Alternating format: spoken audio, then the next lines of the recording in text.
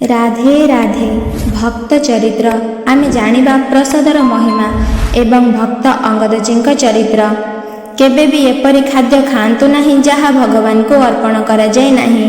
भगवान को अर्पण करा जाइथिबा खाद्य को प्रसाद भावरे ग्रहण करंतु। जणे भक्त थिले जाहांक नाम थिला अंगद। जदिओ से स्वभावरे नास्तिक थिले किंतु तांक स्त्री जणे भगवान का भक्त थिले।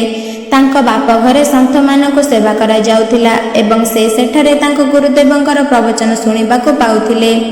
विवाह परे जेतेबेले से अंगदंक सहित तांक ससुर घर को आसिले से देखिले जे सेठारे राजकीय वैभव थिला। कौनसी संतक दर्शन करिबा संभव नथिला। भगवान को ऊपर कौनसी आलोचना भी नथिला। कौनसी सत्संग मध्य सुनिबाकु मिलु नथिला। अंगदंक पत्नी बहुत चिंतित होइगले। प्रतिदिन तांक मांक घरे से संत मानक अवशिष्ट खाद्य प्रसाद रूपे पाउथिले एवं से गुरुदेव भगवानक दर्शन पाउथिले किंतु एठारे भक्ति परिवेश नथिला। हेले अंगदजींकर गोटे गुण भल थिला। से तांक पत्नी को बहुत सम्मान करुथिले। तांको भगवान का भक्त बोली मानुथिले एवं तांक भक्ति पथ को केबे विरोध करुनथिले किंतु से निजे भक्ति करुनथिले। संत और महापुरुष मानक प्रति तांकर कौनसी श्रद्धा नथिला किंबा से भगवान को पूजा करुनथिले। अनेक दिन धरी साधु संत को न देखिबारु अंगदंक पत्नी अत्यंत चिंतित होइगले। से तांक पिता माता को चिट्ठी लिखि प्रार्थना कले जे गुरुदेव भगवान को थारे एठाकु आसी दर्शन देबाकु अनुरोध करंतु कारण मु एठु बाहर को जाई परिबि नाही एवं मोर स्वामींकर संत मानक प्रति कौनसी श्रद्धा नाही। जेतेबेले बाप घर लोक गुरुदेव को प्रार्थना कले गुरुदेव दयालु होइथिबारु आसीबाकु राजी होइगले।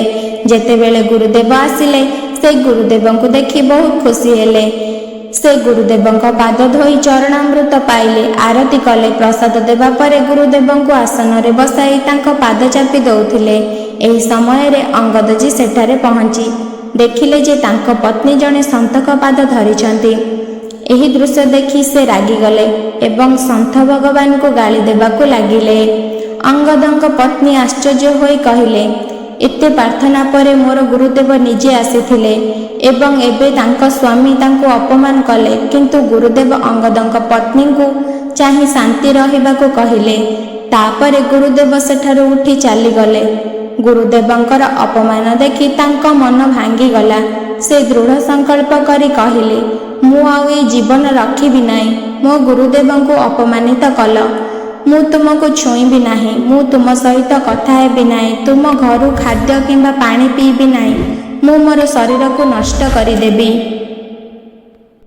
कारण मो निमंत्रण रे गुरुदेव को अपमानित करागला। अंगदजी तांक स्त्री को बहुत भल पाउथिले। पत्नीकर एपरि कथा शुणी तांक हृदय आंदोलित हेबाकू लागिला। तांक पत्नी खाइबा पीबा छाड़ीदेले। एमिति किछि दिन बीतीगला। शेषरे अंगदजी तांक स्त्री पाद धरी कहिले तुमे जान मु तुम बिना बंची पारिबि नाही। दयाकरी कुह मु तुमको किपरि खुशी करि पारिबि। अंगदंक पत्नी कहिले जदि तुमे प्रकृत रे मो खुशी चाहुच तेबे मो गुरुदेव भगवान का पाद धरी क्षमा माग। तांको पुणी आसी एठारे प्रसाद खाइबाकू राजी कराओ। जदि से एठारे खाद्य ग्रहण करंती तेबे आमे तांकर बळका खाद्य पाइबा। तापरे मु पूर्व परि खाइबा पीबा करिबि। अंगदजी तांक गुरुदेवंक पाखକୁ श्रद्धारे नुहे बरं तांक पत्नीଙ୍କ प्रति तांकर आसक्ति हेतु जाइथिले। से साधुଙ୍କ पाद धरी क्षमा मागिले। साधु माने स्वभावत दयालु। केही सेमानଙ୍କୁ जेते अपमान कले मध्य जेतेबेले केही निर्मल हृदय रे तांकु प्रणाम करंती से सहजरे सेमानଙ୍କୁ क्षमा करि दियंती। गुरुदेव तांक सहित जीवाकू राजी होई अंगदंक संगरे गले। अंगद ओ तांक पत्नी मिसी गुरुदेवंक पाद धोइले प्रसाद अर्पण कले एवं तापरे चरणामृत पाइले किंतु अंगदजी ए सब भक्ति हेतु नुहे बरं तांक स्त्री को खुशी करिबा पई करुथिले।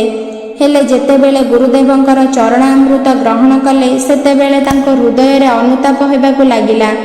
अंगदजी भाबिबाकू लागिले मु केते बड़ नास्तिक थिली। साधु मानक प्रति मोर केते भूल भावना थिला।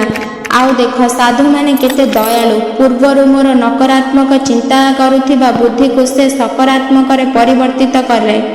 संतक चरणामृत पाई तांक हृदय परिवर्तन हो जाइथिला। धीरे धीरे अंगदजी तांक पत्नी को ठाकुर सेवारे साहाय्य करिबा आरंभ कले। ସେ ଭଗବାନଙ୍କୁ ଅର୍ପଣ ନ କରି କିଛି ବି ଖାଆନ୍ତି ନାହିଁ। ବର୍ଷ ବର୍ଷ ଧରି ଏହି ତାଙ୍କରି ନୀତିଦିନିଆ କର୍ମ ହୋଇଗଲା।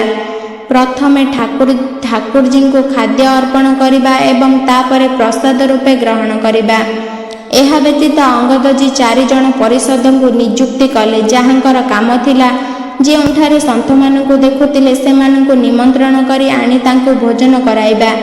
ଅଙ୍ଗଦଜୀ ଜଣେ ବହୁତ ସାହସୀ ବ୍ୟକ୍ତି ଥିଲେ ଏବଂ ରାଜାଙ୍କ ପୁତୁରା ମଧ୍ୟ ଥିଲେ। ଥରେ ସେ ଗୋଟିଏ ଅନ୍ୟ ରାଜାଙ୍କୁ ଆକ୍ରମଣ କରି ପରାସ୍ତ କଲେ ଏବଂ ତାଙ୍କ ମୁକୁଟ ଛଡ଼ାଇ ନେଲେ। ସେହି ମୁକୁଟରେ 101ଟି ହୀରା ଲାଗିଥିଲା, ଯେଉଁଥିରୁ ଗୋଟିଏ ଅତ୍ୟନ୍ତ ମୂଲ୍ୟବାନ ହୀରା ଥିଲା।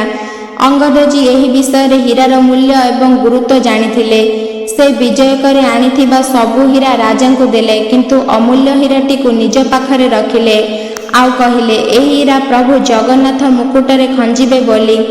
ରାଜାଙ୍କ କିଛି ମନ୍ଦବୁଦ୍ଧି ସ୍ୱଭାବର ମନ୍ତ୍ରୀ ଏବଂ ଦରବାରର ଲୋକ ରାଜାଙ୍କୁ ଉତ୍ତେଜିତ କରି କହିଲେ, ସେହି ହୀରା ତୁମର ସମସ୍ତ ଧନ ସମ୍ପତ୍ତି ଅପେକ୍ଷା ଅଧିକ ମୂଲ୍ୟବାନ। ତୁମକୁ କୌଣସି ମୂଲ୍ୟରେ ଏହାକୁ ଅଙ୍ଗଦଙ୍କ ପାଖରୁ ଆଣିବାକୁ ପଡ଼ିବ। ରାଜା ଅଙ୍ଗଦଜୀଙ୍କୁ ବିନମ୍ର ଭାବରେ ଅନୁରୋଧ କଲେ ସେହି ହୀରାଟି ଦିଅ ବୋଲି, କିନ୍ତୁ ଅଙ୍ଗଦଜୀ ତାଙ୍କ ନିଷ୍ପତ୍ତିରେ ଦୃଢ଼ ରହିଲେ। ସେ କହିଲେ, ନା, ଏହି ହୀରା ଜଗନ୍ନାଥଜୀଙ୍କୁ ଅର୍ପଣ କରିଛୁ ବୋଲି। ଜଣେ ବ୍ୟକ୍ତି ବୁଦ୍ଧି ଖରାପ ହେବାକୁ ବେଶୀ ସମୟ ଲାଗେ ନାହିଁ। ରାଜାଙ୍କ ମନ ମଧ୍ୟ ବିଚଳିତ ହେବାକୁ ଲାଗିଲା ଏବଂ ସେ ନିଷ୍ପତ୍ତି ନେଲେ ଯେ ଅଙ୍ଗଦଙ୍କୁ ହତ୍ୟା କରିଦେବାକୁ। କିନ୍ତୁ ସେ ତାଙ୍କ କାକା ହୋଇଥିବାରୁ ତାଙ୍କୁ ସିଧାସଳଖ ହତ୍ୟା କରିବା ଉଚିତ ମନେ ହେଉନଥିଲା। ନହେଲେ ରାଜଦରବାରରେ ତାଙ୍କର ନିନ୍ଦା ହୋଇପାରେ। ରାଜା ଏକ ଷଡ଼ଯନ୍ତ୍ର ରଚିଲେ। ସେ ରାଜପ୍ରାସାଦରେ ରୋଷେଇ ପ୍ରସ୍ତୁତ କରୁଥିବା ଅଙ୍ଗଦଙ୍କ ଭଉଣୀକୁ ନିଜ ପକ୍ଷକୁ ନେବାକୁ ଚେଷ୍ଟା କଲେ। ରାଜପରିବାରରେ କେବଳ ସବୁଠାରୁ ବିଶ୍ୱସ୍ତ ଲୋକଙ୍କ ଦ୍ୱାରା ହିଁ ଖାଦ୍ୟ ପ୍ରସ୍ତୁତ କରାଯାଉଥିଲା ଏବଂ ଅଙ୍ଗଦଜୀଙ୍କ ଭଉଣୀ ଏହି କାମରେ ନିୟୋଜିତ ଥିଲେ। ରାଜା ତାଙ୍କୁ ପ୍ରଲୋଭିତ କରି କହିଲେ, ତୁମେ ଯେତେ ଟଙ୍କା ସୁନା ଚାହିଁବ ମୁଁ ତୁମକୁ ଦେବି, କେବଳ ଅଙ୍ଗଦଜୀଙ୍କ ଖାଦ୍ୟରେ ବିଷ ମିଶାଇ ଦିଅ। ରାଜା ତାଙ୍କୁ ବିଷ ଦେଇକି ଗଲେ। ଲୋଭବଶତଃ ତାଙ୍କ ଭଉଣୀ ବିଷ ମିଶାଇବାକୁ ରାଜି ହୋଇଗଲେ ଏବଂ ଖାଦ୍ୟରେ ବିଷ ମିଶାଇ ଦେଲେ। ଏହି ଷଡ଼ଯନ୍ତ୍ର ବିଷୟରେ ଅଙ୍ଗଦଜୀଙ୍କୁ କୌଣସି ଧାରଣା ନଥିଲା। ତାଙ୍କର ପ୍ରଥା ଅନୁଯାୟୀ ସେ ପ୍ରଥମ ଭଗବାନଙ୍କୁ ଖାଦ୍ୟ ଅର୍ପଣ କଲେ, ପ୍ରସାଦ ଭାବରେ ଖାଇବାକୁ ବସିଲେ। ଅଙ୍ଗଦଜୀଙ୍କ ଭଉଣୀର ଝିଅ, ଯିଏ ପ୍ରତିଦିନ ତାଙ୍କ ସହିତ ଖାଉଥିଲେ, ଯେହେତୁ ତାଙ୍କ ଭଉଣୀ ଖାଦ୍ୟରେ ବିଷ ମିଶାଇଥିଲେ, ସେଥିଲାଗି ତାଙ୍କ ଝିଅକୁ ଲୁଚେଇ ଦେଇଥିଲେ। ଅଙ୍ଗଦଜୀ ପଚାରିଲେ, ଝିଅ କେଉଁଠି? ତାକୁ ଡାକ ଖାଇବାକୁ। ଭଉଣୀ ମିଛ କହିଲା, ସେ ଖେଳିବାକୁ ଯାଇଛି, ତମେ ଖାଇଦିଅ। ହେଲେ ଅଙ୍ଗଦଜୀ ଦୃଢ଼ତାର ସହିତ କହିଲେ, ନା, ସେ ନ ଆସିବା ପର୍ଯ୍ୟନ୍ତ ମୁଁ ଖାଇବି ନାହିଁ। ତାଙ୍କର ଏକଥା ତାଙ୍କ ଭଉଣୀଙ୍କ ଉପରେ ଗଭୀର ପ୍ରଭାବ ପକାଇଲା। ସେ ଭାବିବାକୁ ଲାଗିଲେ, ମୁଁ କେମିତି ୟାଙ୍କୁ ମାରିପାରିବି, ଯିଏ ମୋ ଝିଅକୁ ଏତେ ଭଲ ପାଏ। ସେ ଅନୁତାପ କଲେ ଓ ଶେଷରେ କାନ୍ଦି କାନ୍ଦି କହିଲେ, ଭାଇ, ଏ ଖାଦ୍ୟ ଖାଅ ନାହିଁ। ଅଙ୍ଗଦଜୀ ଆଶ୍ଚର୍ଯ୍ୟ ହୋଇ କହିଲେ, କାହିଁକି? ସେ କାନ୍ଦିକି କହିଲେ, ରାଜା ମୋତେ ଧନର ପ୍ରଲୋଭନ ଦେଖାଇ ଧନ ଲୋଭରେ ମୁଁ ଏ ଖାଦ୍ୟରେ ବିଷ ମିଶାଇ ଦେଇଛି। ଅଙ୍ଗଦଜୀ ଠାକୁରଙ୍କ ପରମ ଭକ୍ତ ହୋଇ ସାରିଥିଲେ। ସେ ତାଙ୍କ ଭଉଣୀଙ୍କୁ କହିଲେ, ତୁମେ ଚିନ୍ତା କରନି, ମୁଁ ଏ ଖାଦ୍ୟ ଠାକୁରଙ୍କୁ ଦେଇସାରିଛି। ଯଦି ଏ ଖାଦ୍ୟ ବିଷାକ୍ତ ଥିଲା, ତେବେ ଏହା ଏବେ ଠାକୁରଙ୍କ ପ୍ରସାଦ ହୋଇସାରିଲାଣି। ମୁଁ ପ୍ରସାଦକୁ କିପରି ଫୋପାଡ଼ି ପାରିବି? ଅଙ୍ଗଦଜୀ ସମ୍ପୂର୍ଣ୍ଣ ଖାଦ୍ୟ ଖାଇଦେଲେ, ଏପରି ପାତ୍ରଗୁଡ଼ିକ ଚାଟି ଖାଇଦେଲେ, କିନ୍ତୁ ଆଶ୍ଚର୍ଯ୍ୟ କଥା ହେଲା ଯେ ବିଷ ତାଙ୍କ ଉପରେ କୌଣସି ପ୍ରଭାବ ପଡ଼ିଲା ନାହିଁ, ଯେପରି କିଛି ଘଟିନଥିଲା। ପ୍ରସାଦ ମହିମାର ନିଷ୍କର୍ଷ। ପୂଜ୍ୟ ପଣ୍ଡିତ ଗୟାପ୍ରସାଦଜୀ ମହାରାଜ କୁହନ୍ତି, ଠାକୁରଙ୍କୁ ଅର୍ପଣ ନ କରି କିଛି ବି ଖାଦ୍ୟ ଗ୍ରହଣ କର ନାହିଁ। ପ୍ରଥମେ ଭଗବାନଙ୍କୁ ପ୍ରସାଦ ଲଗାଅ, ତାପରେ ଠାକୁରଙ୍କୁ ପ୍ରସାଦ ଭାବରେ ପାଅ। ଯଦି ତୁମେ ଏପରି ପରିସ୍ଥିତିରେ ଅଛ ଯେଉଁଠାରେ ଠାକୁର ସେବା ସମ୍ଭବ ନୁହେଁ ଏବଂ ତୁମକୁ ଖାଦ୍ୟ ପରଷାଯାଉଛି, ତେବେ 1 ମିନିଟ୍ ପାଇଁ ଆଖି ବନ୍ଦ କର, ନିଜର ଇଷ୍ଟ ଦେବତାକୁ ଚିନ୍ତନ କର, ପ୍ରଭୁଙ୍କୁ ଅର୍ପଣ କର ଏବଂ ତାପରେ 2-4 ଥର ନାମ ଜପ କରି ଖାଅ। ଭଗବାନଙ୍କୁ ଅର୍ପଣ ନ କରି ପାଣି ମଧ୍ୟ ପିଅ ନାହିଁ। ଏହା କରିବା ଦ୍ୱାରା ଆମ ବୁଦ୍ଧି ସବୁବେଳେ ପବିତ୍ର ଏବଂ ନିର୍ମଳ ରହିବ। ରାଧେ ରାଧେ।